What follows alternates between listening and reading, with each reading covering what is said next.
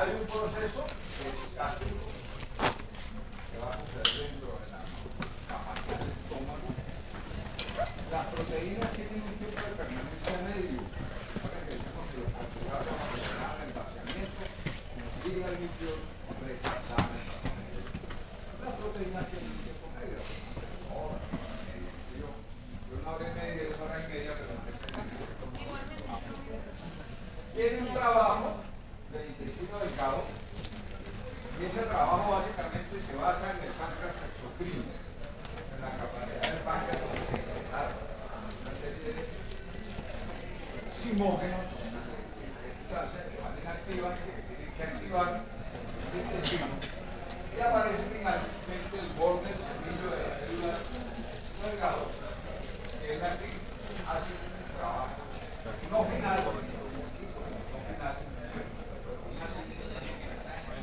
Pero aquí hay una verdad que ha cambiado. Hay una verdad que ya no es tan verdad. A uno siempre le dijeron que para uno poder aprovechar una proteína tenía que llevarla hasta aminoácidos libres en el intestino y que luego uno absorbía solamente una proteína.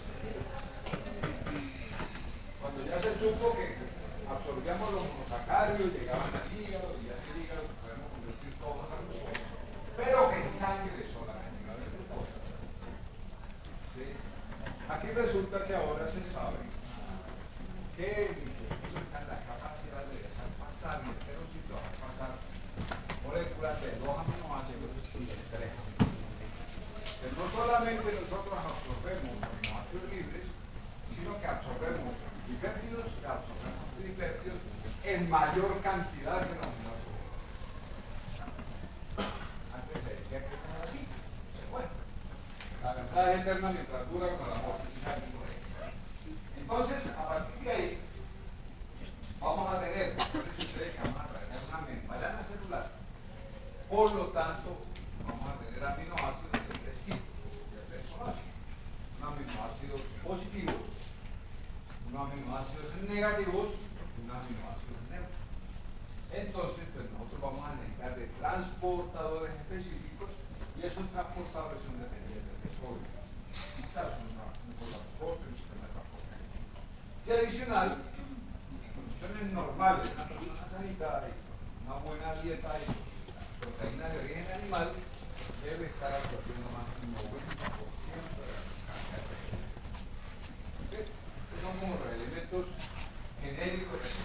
Vamos a mirar algo de detalle. Esto no es gratis. Todas estas cosas que van a pasar en los campos intestinos no es gratis. Aparecen mediados por 3 hormonas. La gastrina, ya vieron que sobre la gastrina intestinal. Allá lo van a ver con más detalles que yo les conté a niños para el sistema. Tenemos 3 hormonas que son la gastrina, la secretina y la colecistocinina. Son 3 hormonas que se producen en diferentes sitios. Cuando nosotros comenzamos a comer, cuando nosotros escuchamos el tintineo de los fieles del nacimiento, cuando nosotros vemos, cuando nosotros olemos, el organismo se comienza a preparar, así como comenzamos a salivar, empiezan a pasar una serie de cosas. Uno va por ahí, uno le dio un olor a bueno y empieza a ver una hambre, uno está pensando que era para él. Sí, uno casualmente vive en el 6º piso, vaya ascensor y está bien, y empiezan a absorber el menú de los pisos de abajo, al medio de 10, se empiezan acá, se ladran, aparece la gastrina, que la llaman la hormona del arranque. Esta es la que empieza el desorden. Y esta está en el antro, una célula especial que llaman la célula amiga. La anatomía de estómago está bien. ¿Tampoco han visto en el rodillo?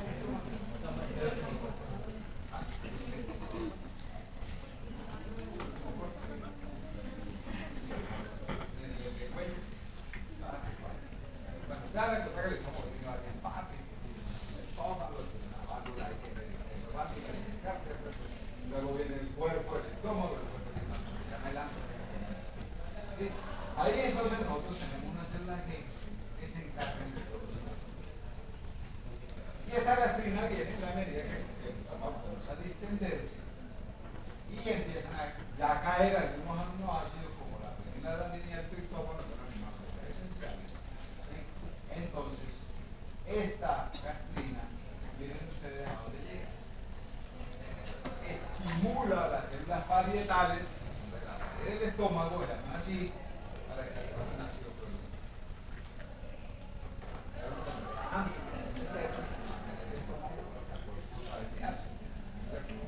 Y entonces aparecen las células principales que comienzan a producir un sinógeno, que es el pepsinógeno, que es una enzima que está inactiva porque tiene un muñito adicional que no puede trabajar. Esto sucede cuando nosotros ya empezamos pues, todo el proceso que uno le dé hambre no es gratis. El que uno esté listo para aprovechar lo que come no es gratis. Miren todo lo que va a pasar. Uno va a hacer meses todo eso, no le paga bola esa vaina. Aparece entonces la secretina. La gastrina hace que se produzca el ácido clorhídrico y que se produzca el pepsinógeno. Vamos a ver para qué sirve eso. Aparece la secretina de las células, es el duodeno. Esto está preparando todo. No solamente el estómago, estamos hablando ya de la secretina, la grasa salutar, no solamente estamos las glándulas renales produciendo la masa igual, sino que estamos llegando ya que todo está preparando porque en la comida hay un revuelto de todo. Hay un revuelto de todo. Entonces aparece la secretina de las células es el duodeno cuando empieza a filtrarse algo de ácido del estómago hacia la primera porción del intestino delgado. Ahí hay una valvulita que se llama filo. Esta valvulita cuando el líquido se permea, o sea, deja pasar y entonces este ácido del estómago empieza a llegar al duodeno, entonces empieza el páncreas a cambiar el pH.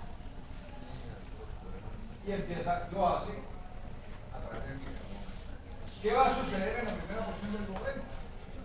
Un proceso de neutralización. Llegamos con un pH ácido, menos de 4,5. Bueno, cuando hablamos de la lipasa, decíamos, la lipasa necesita un pH ácido para que se la trabaje. Entonces lo logra. ¿Cuál es el pH óptimo de la lipasa? Igual.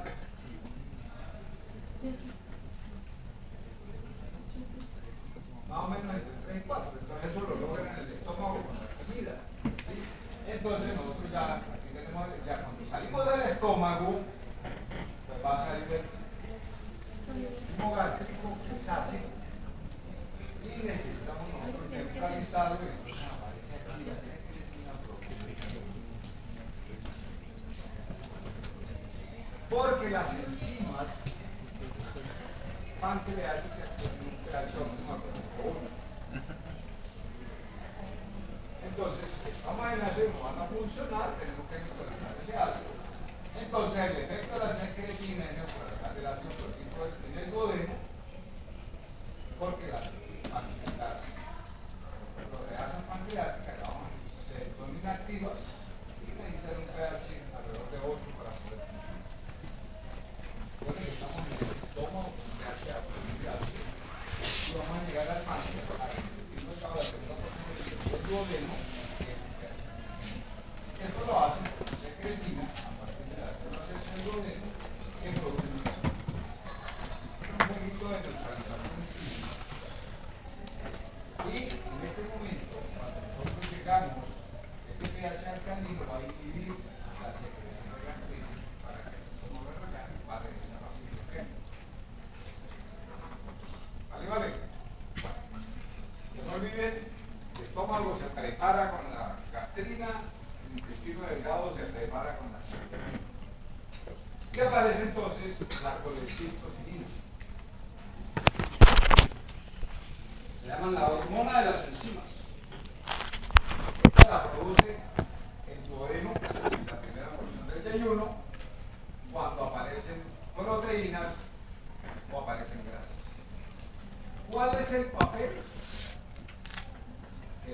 páncreas es la que ordeña el páncreas para producir los simógenos.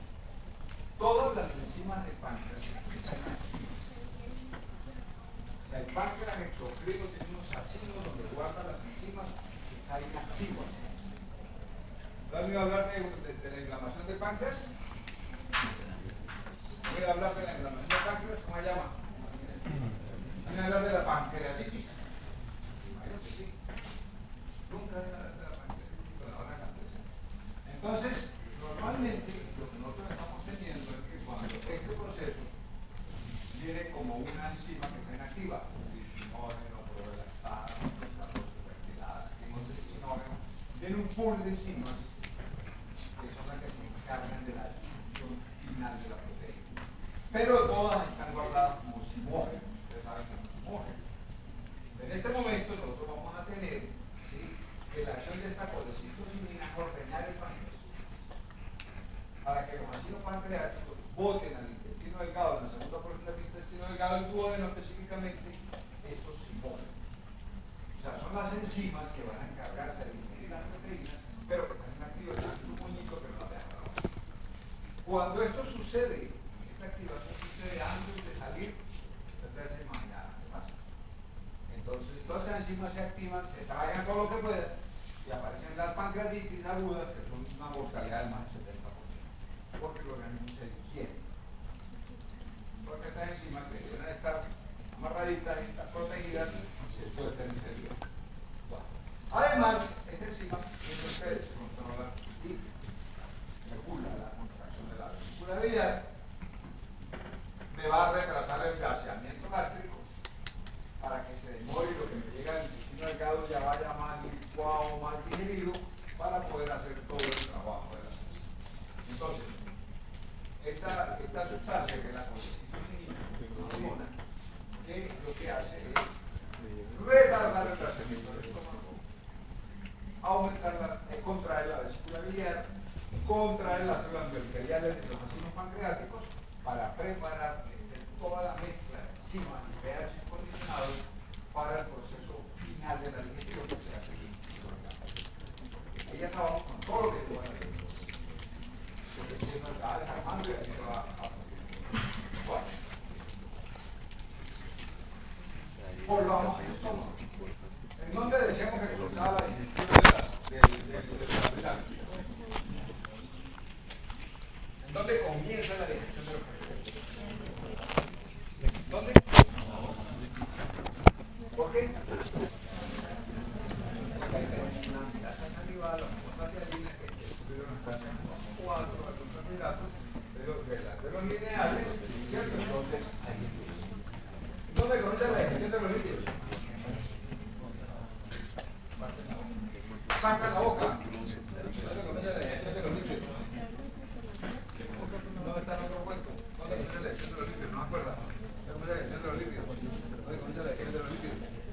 ¿Dónde comenzamos a digerir los líquidos?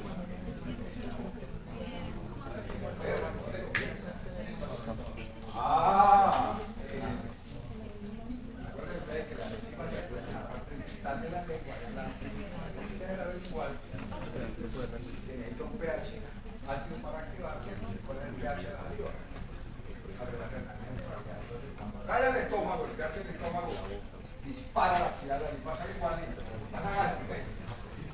Aquí nosotros vamos a tener que la digestión de las proteínas comienza en el estómago también.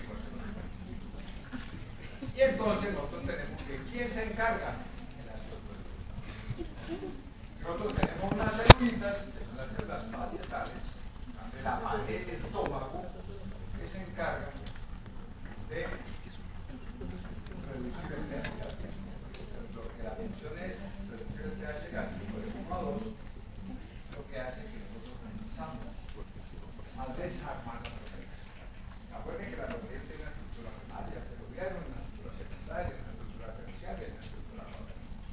Lo que hace el ácido es comenzar a desarmar, a desenrollar, romper el láser, puentes de hidrógeno, lo que sea, que permita que las proteínas vayan quedando en su base lineal.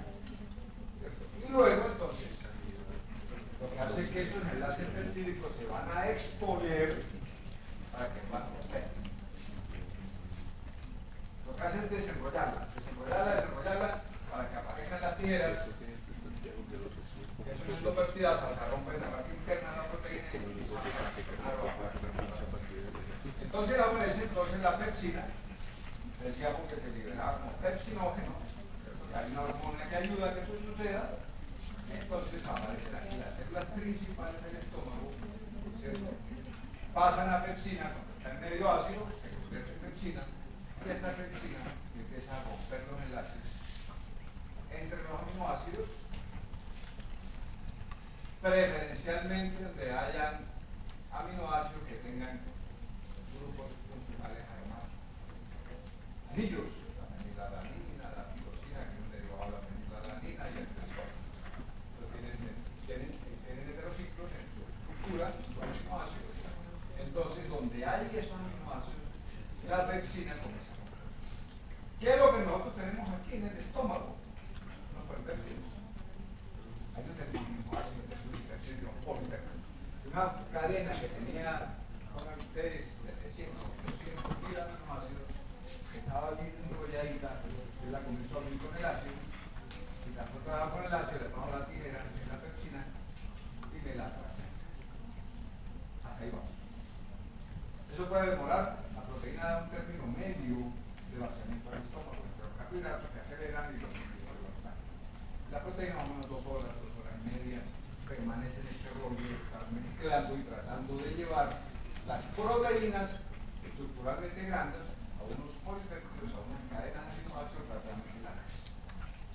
Y esto es lo que va a pasar para el intestino delgado, que es donde se va a dar la tarea que verdaderamente vale la pena. Entonces nosotros tenemos aquí la colecistosina, la secretina, la gastrina que está por aquí. Esto es lo que ustedes están comiendo.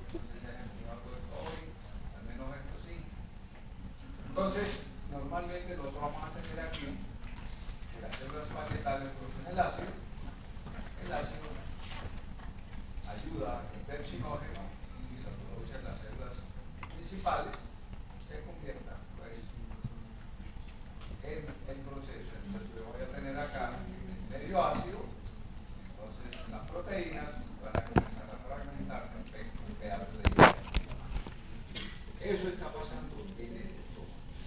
En el estómago están las paquetales. El pH está alrededor de entre 1 y 2,5 en ayunas, puede subir a 3, 5, 4, 5 después de comer. Y aquí aparecen todas las células I, productoras de colecistosina y las células S, productoras de secretina, que van a estimular, van a preparar al intestino delgado para el proceso. Miren que hasta aquí no hemos hecho nada. Bueno, sí hemos hecho algo. Empezamos a trozar la proteína, que es muy grande, la tenemos que dar más. Ahí vamos con el proceso.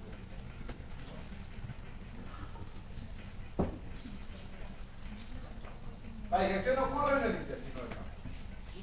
Realmente. Específicamente en el duodeno más del 90%. Y la que le van a colar la parte principal. ¿Le conocen la parte principal? ¿Se conocen la parte del intestino delgado?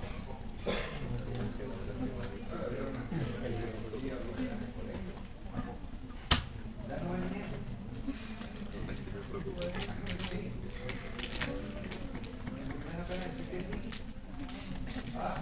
Yo arranco partiendo diciendo que ustedes saben esto. Entonces, normalmente lo que es la digestión de las proteínas se hace dentro del intestino.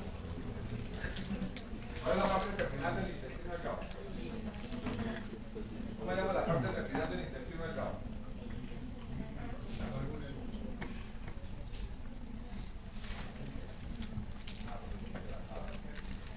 Entonces, ahí está la válvula vertical y ahí arranca el intestino. Listo, perfecto. Si miren ustedes, el páncreas exocrino produce tripsinógeno, quimotripsinógeno, proelastasa y procarboxiperoxidasa. Estas son las enzimas realmente digestivas que vienen en la forma de zimógenos inactivos y que forman parte de la secreción exocrina del páncreas. ¿Pero una anatomía de intestino? ¿Tampoco ahora mismo?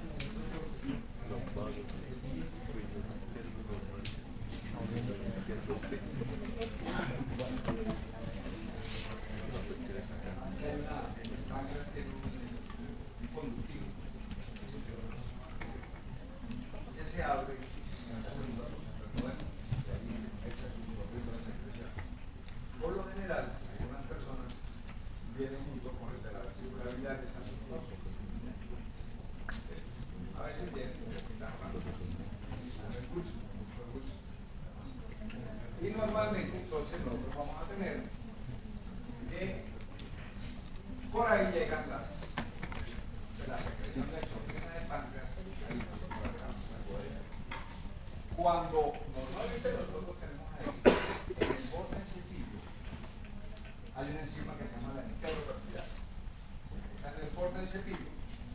¿Qué es lo que hace? Coger tripsinógeno y convertirlo en tripsina. Le quitan la tijeretica que corta un pedacito del tripsinógeno, le quitan lo que lo tenía desactivado y la quita. En ese momento la tripsina hace un efecto de autorregulación, comienza a hacer que más tripsinógeno pase a tripsina, ¿sí? La tripsina hace que las otras proenzimas se conviertan en las enzimas activas. Entonces, el timotripsinógeno, ¿qué se convertirá? La proelastasa, ¿en qué se convertirá? La procarboxipeptidasa, ¿en qué se convertirá? Y estas carboxipeptidasas tienen dos funciones. ¿Trabajan por la cabeza o trabajan por la cola? Entonces son carboxipeptidasas o son aminopeptidasas. Acuérdense ustedes que en una proteína hay un primer aminoácido que tiene un grupo amino libre y el último tiene un grupo carboxilo libre. Hay unas que arrancan por atrás y otras que arrancan por delante. Si decimos que atrás hay el grupo carboxilo y adelante hay el grupo amino. ¿Sí?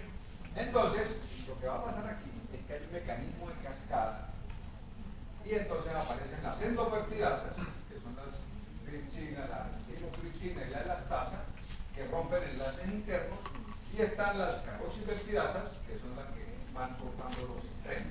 Vamos a poner el orillo de allá por acá. Al final lo que nosotros vamos a tener después de esta mezcolanza, después de un rato, es que esa proteína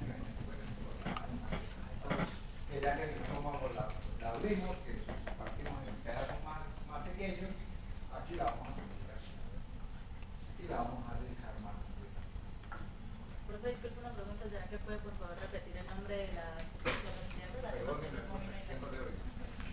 Por favor, ¿puede repetir el nombre de las exopeptidasas que cortan el grupo amino y el grupo carboxilo?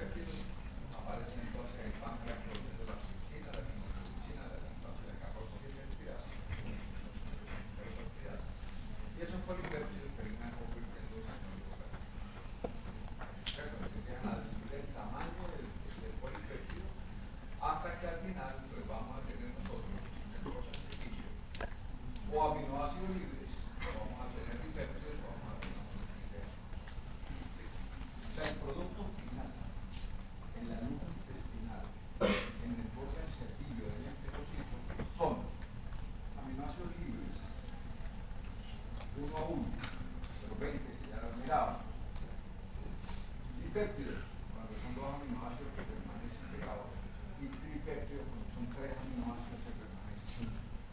¿Sí? Ese es el producto final de la alimentación de las proteínas. Vamos ahí, vamos afuera, estamos en el corte del cepillo y todavía no hemos entrado. En este momento hemos completado el proceso de la digestión. Ahora el proceso de cómo eso entra en el organismo y es el proceso de la absorción. Entonces, vamos a mirar qué pasa con el proceso. Entonces, para ese proceso de absorción aparecen las cosas. Vamos a tener nosotros aminopeptidasa y peptidasa. Entonces nosotros vamos a tener aquí que aparecen las peptidasas también. Al final tenemos nosotros aminoácidos libres y péptidos y péptidos. Este es el producto final de la digestión de la proteína. Les pueden decir cualquier cantidad de cosas distintas, pero el producto final siempre algo entre 16 son estas tres cosas. Independiente de la proteína que ustedes hayan consumido, independiente de la proteína, vamos a tener aminoácidos libres y péptidos y péptidos. Eso es lo que tenemos nosotros en el proceso seguido y eso lo vamos a tratar también. Esto es más de lo mismo, una proteína, hay una fase gástrica, ustedes, que está la pepsina, que es el ácido clorhídrico, y entonces estas proteínas se convierten en polipéptidos. Aquí habla de aminoácidos, pero no es cierto. Salvo que vengan aminoácidos en la dieta, que pueden venir libres, también hay gente que consume hidrolizado de aminoácidos, es válido. Pero esta proteína, la pepsina, lo que hace es convertir la proteína en polipéptidos. Una vez estos polipéptidos llegan al intestino delgado, entonces aparece el páncreas con su tripsina, quimotripsina, la elastasa y las carboxipeptidasas, que una de estas es una aminopeptidasa, y al final nosotros vamos a tener dipéptidos, tripéptidos o aminoácidos. Hasta ahí vamos. ¿Qué pasa entonces con esas peptidasas del borde del cepillo? Entonces, vamos a tener dos mecanismos de ingreso. Vamos a tener dos mecanismos de ingreso, que ya lo vamos a detallar. Uno es para aminoácidos libres, que tenemos transportadores sin portadores con sodio, o transportadores con sodio, que tienen tres tipos de transportadores, que ya lo voy a comentar al comienzo. Los transportadores para aminoácidos ácidos, transportadores para aminoácidos básicos y el transportador para aminoácidos neutros. No hay más cargas en el sabor. Son positivos, son negativos o no tienen carga. ¿Sí? Vamos a tener aquí unos transportadores específicos que van a garantizar que los aminoácidos entren al enterocito y los aminoácidos son nuestros. Están dentro de la célula intestinal. Y tenemos un transportador especial que ya lo vamos a detallar, que es para dipéptidos y tripéptidos. Y este transportador lo va a ingresar y una vez adentro, entonces nosotros tenemos unas peptidasas citosólicas, unas peptidasas citoplasmáticas, que convierten estas moléculas en el enterocito final. Producto final de la digestión de las proteínas aminoácidos. Pero con la salvedad de que existe un mecanismo de transporte para dipéptidos y tripéptidos y que estos al final dentro del enterocito van a terminar siendo también aminoácidos libres. ¿Por qué la importancia? Porque es que parece que el mayor porcentaje de la proteína digerida en el intestino se absorbe en la forma de dipéptidos y tripéptidos y un porcentaje como el 40% tal vez se absorbe directamente como aminoácidos propiamente. Entonces, una laminita que da lo mismo, proteínas, peptidasas gástricas y pancreáticas, y la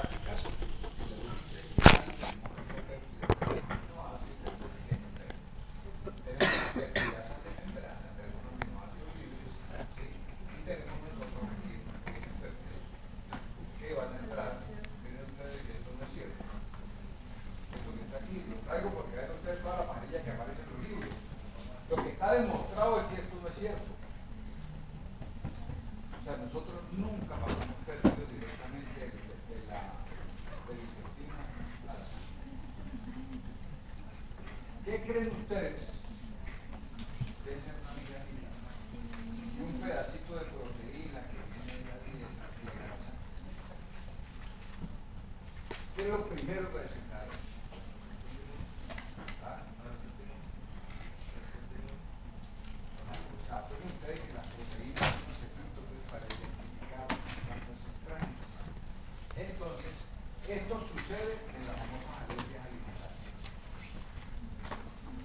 alguien se vuelve alérgico a la leche? ¿Por qué alguien se vuelve alérgico a la proteína del trigo? ¿Por qué alguien se vuelve? Porque hay unos pequeños péptidos que se cuelan por un problema de mala absorción, aparecen en la sangre y en este momento son reconocidos como un estimulante antigénico, despiertan la respuesta de inmunidad, anticuerpos contra estas proteínas que no son nuestras, y entonces aparecen los fenómenos alérgicos. Cuando esto sucede. Lo que está ahí representado lo más intencionalmente para que no sea que los libros también dicen así. Entonces, lo que se sabe es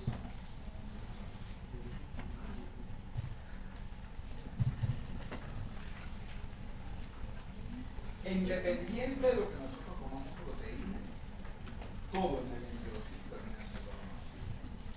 Eso es lo normal, como lo más frecuente, pero obviamente si pasa de que vamos a tener problemas, ¿cierto? Pero esto es lo que verdaderamente sucede en un organismo sano. Entonces, vamos nosotros a absorber. Todo el intestino delgado es capaz de absorber aminoácidos, pero principalmente la parte más cercana del cerebro es lo que va a ver por ahí.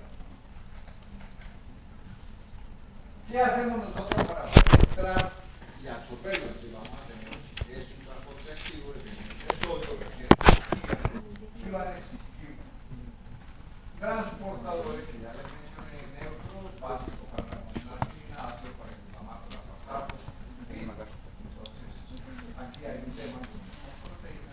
Son saturadas y puede haber competencia dependiendo de cuál de los aminoácidos en mayor cantidad.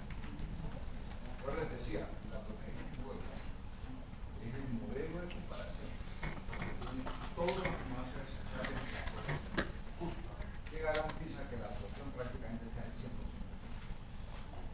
Dependiendo de la recarga que tengan los aminoácidos y la competencia principal entre ellos, vamos a aprovechar el 90, el 80 de la proteína, que toma las vegetales, que luego se absorbe 60, 70 por mil. Aquí hay un tema porque tiene muchas cantidades de solo aminoácidos y eso presenta una saturabilidad de los procesos de absorción y va a generar este tipo de cosas. El transportador de los péptidos es un péptido que funciona no con sodio sino con hidrógeno. Eso es relativamente importante porque esto cambió la historia de la función de las proteínas. Entonces, para que ustedes vean que este sistema es muy deficiente, o sea que negrilla que la mayoría es nitrógeno de la leche de me dice que 60-40, 60% de la proteína de la dieta se absorbe como péptidos, o sea, péptidos muy péptidos y solamente un 40% como aminoácidos. Pero una vez en el enterocito aparecen las proteasas extracelulares y todo se convierte en aminoácidos. La minita que la veamos, ¿no? Que al final de todo este proceso, de lo que nosotros comamos, al final del enterocito, todo vuelve siendo aminoácidos libres que no pasa nada. Eso es como estamos nosotros regulados básicamente.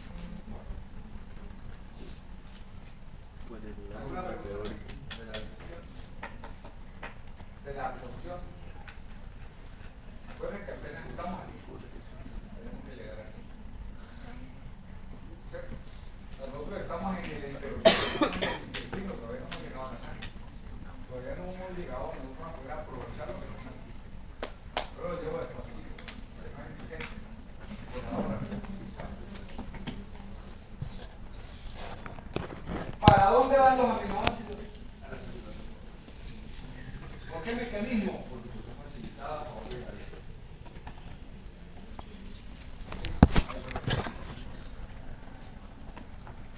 En condiciones fisiológicas no se pueden liberar péptidos intactos, excepto en los recién nacidos con procesos inmunológicos. Los aminoácidos también entran por el péptido. ¿Cómo? Los aminoácidos viven. Ahora le digo, aminoácidos utilizan transportadores para ácidos básicos y PEP-T1 solamente y PEP-T2 más. Es específico para eso. Y aquí hay un tema importantísimo, miren ustedes.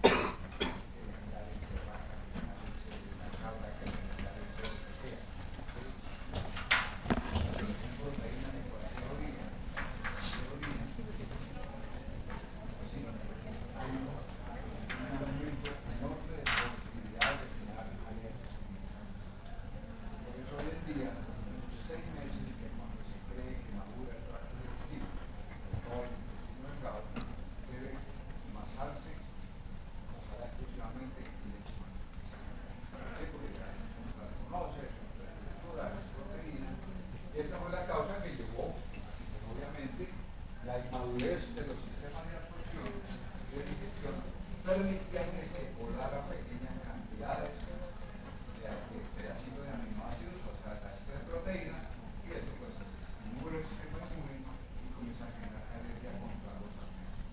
La alergia al gluten del trigo, la alergia a las proteínas de la caseína de la leche, esas alergias que la competencia con intolerancia, con alergia, pues se han ido disminuyendo, sobre todo porque se está haciendo más problemas de niños. Listo. Salimos del intestino, nos vamos para el sistema porta-hepático. Acuérdense ustedes que tenemos dos rutas: la ruta porta-hepática y la ruta linfática. La porta-hepática va para carbohidratos, para monosacáridos y para aminoácidos. Y la ruta linfática va para que es la grasa de la dieta ya procesada en el intestino. Entonces, normalmente nosotros vamos a tener aquí, ¿a dónde van todos ellos? Necesariamente para el protagonista de siempre. Y en todo esto, vamos a tener nosotros en la circulación, lo que les hablé hace un minuto, de ese pool de aminoácidos disponibles, no tenemos reserva, tenemos un pool, y por lo tanto es un reservorio dinámico de aminoácidos que se van regenerando, los temas de la dieta, se van utilizando, van formando parte de ese pool de aminoácidos circulante, y entonces el hígado, ¿qué va a hacer? Va a quedar con los aminoácidos, los va a captar, el hígado va a hacer sus propias estructuras, a repararse, a reponerse, a regenerarse, y normalmente comienza a regular la salida de los aminoácidos a la circulación para que mantenga. El hígado se convierte en el centro regulador del metabolismo de la proteína. Y aquí tenemos nosotros, aparece el músculo esquelético como un reservorio funcional en el estado de electro que ya les contaba. Ustedes empiezan a dedicarse la comida y no ahorran, no dan glucosa, entonces el músculo se convierte en el dador de la papa y la yuca y el arroz para que ustedes mantengan los niveles de glucosa en el alimento.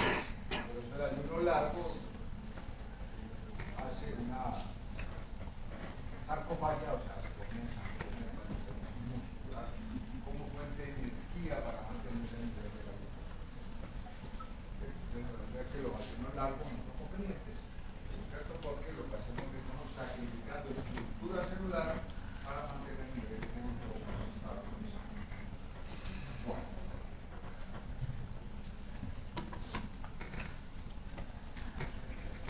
Eso es lo que pasa con la dieta. ¿Qué pasa cuando nosotros no estamos comiendo? ¿O qué pasa cuando nosotros les decía que las proteínas son dinámicas? Pero nosotros no nos morimos con las proteínas que queramos. Las proteínas tienen una vida media de diferentes tiempos. Hay vidas medias cortas, hay vidas medias largas. Esto quiere decir que no todas las proteínas duran lo mismo, sino que la estabilidad va a depender de la función que les dé. Y miren ustedes, existe un equilibrio permanente entre las circunstancias que la proteína en condiciones normales. En condiciones fisiológicamente normales va a haber siempre un equilibrio entre el intestino y el agregado.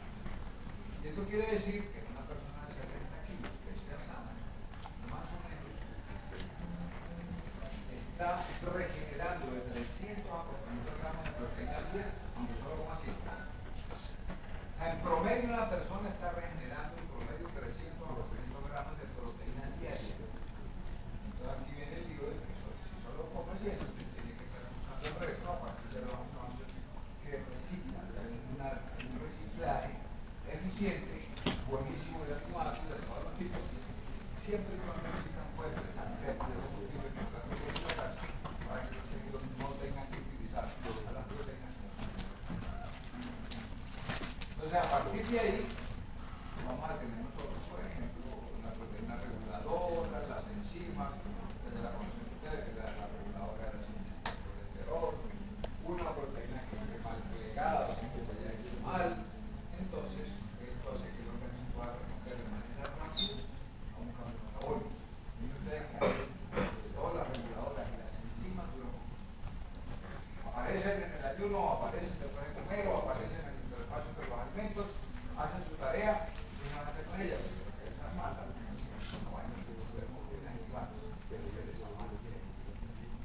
Encima hacen su trabajo en una ruta metabólica que van a hacer mientras tanto.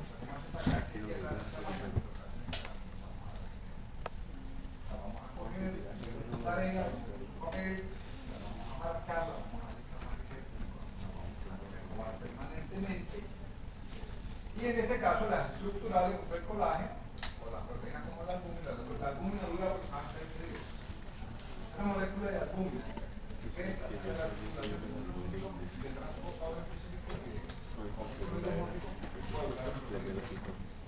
pero hay otras como el colágeno. Entonces, ¿quién determina? Hay una regla que se llama la regla de L determinal. Hay un aminoácido en el extremo de la cadena que es el que garantiza la permanencia y la vida de la proteína. Entonces, una proteína que tenga una serina comenzando la cadena vive mucho más que una que tenga arginina. ¿Por qué? Entonces, aquellas proteínas de este grupo, por lo general hay mucha proteína. Y aquellas proteínas de este grupo, por lo general hay mucha proteína. O sea, las redes están perfectas. Pero que todas tienen que morir. Todas las proteínas del organismo en algún momento son. Y eso tiene que ser entonces, ¿qué hace que una proteína dure mucho poco? Una proteína.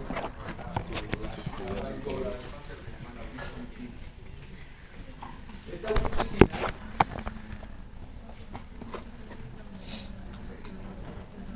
se encarga de marcarla, se encarga de señalarla, se encarga de decir,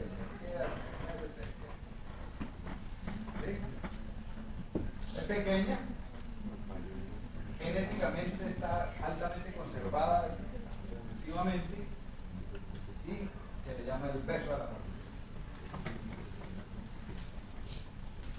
O sea, ella reconoce una serina, una arginina de un extremo de una proteína grande y va a desencadenar lo que se llama el proceso de la ubiquitinación. ¿Qué quiere decir eso? Pegarse a una proteína y para eso necesitan tres enzimas. Una enzima 1, que es la enzima activadora, que depende, que es la que activa la ubiquitina que está por ahí descansandito, la llaman a que vaya a trabajar, que depende de ATP. Una enzima conjugadora, que es la que va a llevar la ubiquitina y la va a poner en el sitio donde tenemos que llegar. Y una ligasa, que es la que reconoce la proteína específica que debe morir. Y hay unas zonas, que la puse aquí en rojo y en más grande, que se llaman los decrones. Son unas zonas específicas de las proteínas donde se enlazan a través de la ligasa la ubiquitina. O sea, no solamente tenemos una vida, toda nuestra estructura proteica tiene una vida media. Y esa vida media es detectada por un sistema que marca. Entonces, aparece esta ligasa que reconoce la proteína que hay que destruir y a través de esta conjugadora le pega la ubiquitina. Para que este proceso arranque de degradación, mínimo 4 moléculas de ubiquitina tienen que pegarse para que ese sistema de limpieza reconozca la proteína ya de no olviden, aquí en las estructuras se llaman los necrones, son las zonas de enlace, donde nosotros vamos a pegar la enzima conjugadora, pegar la ubiquitina, y una vez está pegada la ubiquitina al necrón, ya va a la proteína específica y sí o sí lo va a pegar. Y en ese momento la proteína comienza el proceso de degradación y de eso, ¿dónde ocurre? Todo esto es citoplasmático. Y aparece este dibujo. ¿Quién hace el proceso?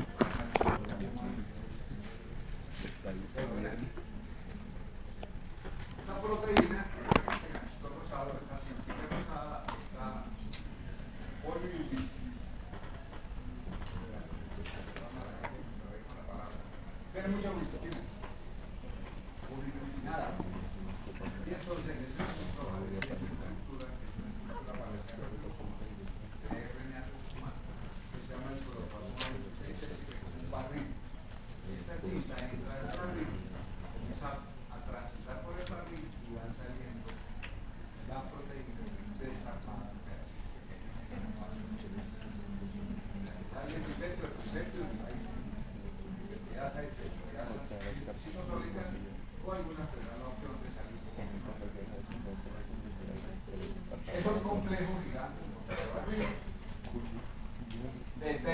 cadena de la poliubiquitina. La proteína se estira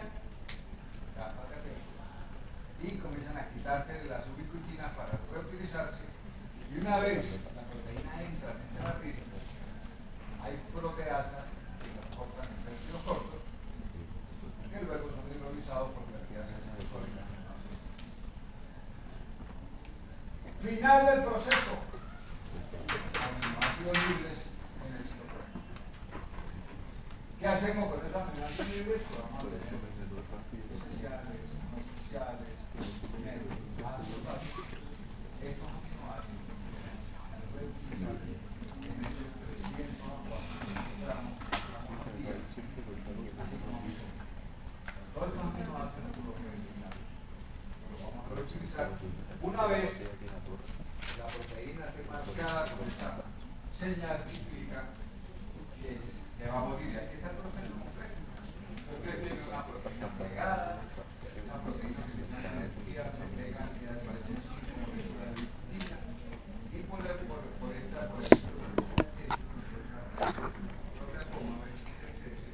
la poliubiquitina entra a la proteasoma, se va liberando la ubiquitina que va a reciclar y al final lo que voy a tener es salir del barril, que es una proteína que está pegada, que está bañada, ya de cumplido su ciclo, la vamos a partir pequeños péptidos o aminoácidos. Así regeneramos nosotros absolutamente todas nuestras proteínas. No hay proteína que llegue con nosotros y que llegue con nosotros para siempre. Todas van a tener una vida útil y todas van a llegar.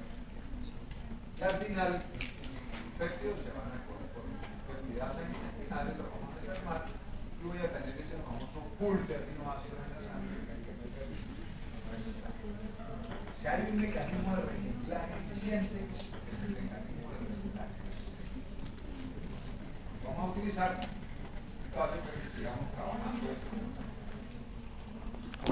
Existen otras vías que es mientras las ubiquitinas se están cargando de la proteína soluble, se encargan de degradar la mitocondria, la lisosoma, los metabolismos, o se encargan de degradar la proteína.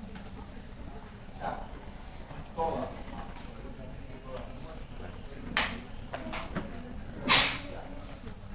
son regeneradas o por la vía del complejo o a través del autofagia por los lisosomas cuando ya cumple su ciclo.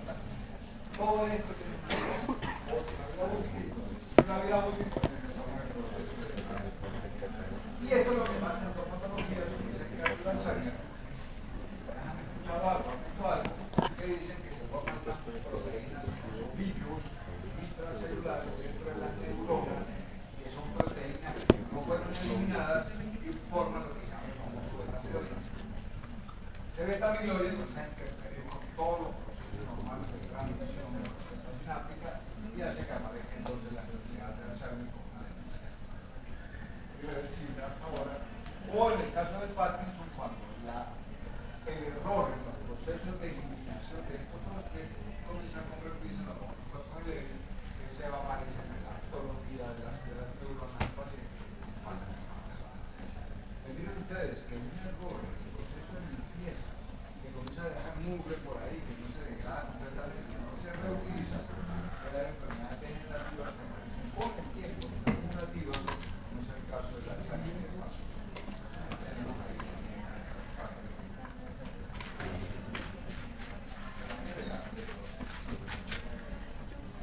Entonces, vamos a tener que los aminoácidos van a servir para hacer proteínas estructurales, enzimas, hormonas, transportadores, que ya depende de este proceso de anabólico, de la amino esencial, y la hormonal.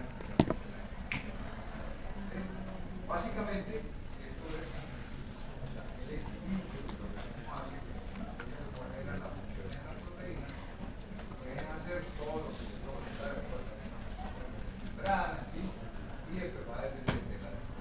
Por eso ustedes, que para nosotros poder tejer una proteína, tenemos que tener todo.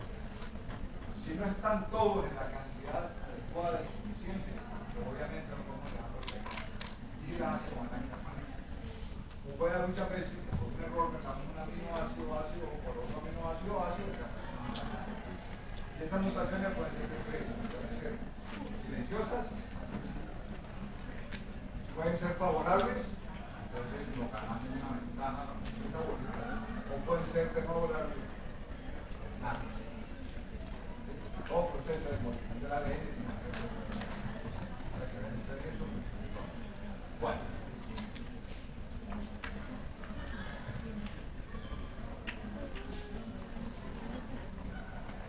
¿Qué hacemos nosotros?